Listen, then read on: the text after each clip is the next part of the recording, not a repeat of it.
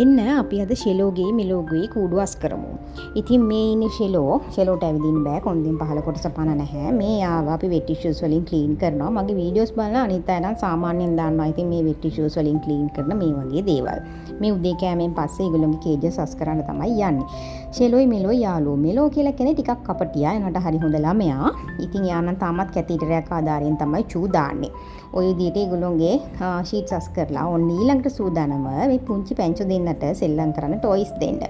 ඉතින් මේ ටොයිස් එවපු අක්කිලා දෙන්නටම ෂෙලෝයි මෙලෝයි දෙන්නම තැන්ක් යූ කියන්න කිව්වා. සද්දය ඇහෙන බෝල, ඒ වගේම පිහාටු තියෙන සෙල්ලම් මීයෝ ඒගොල්ලන් හරියට එන්ජොයි කරනවා පේනවනේ. මෙලෝ නම් මේ වෙනකොටත් සෙල්ලම් මීයේ කරන් සෙල්ලම හරියට පටන් අරන් තියෙන්නේ.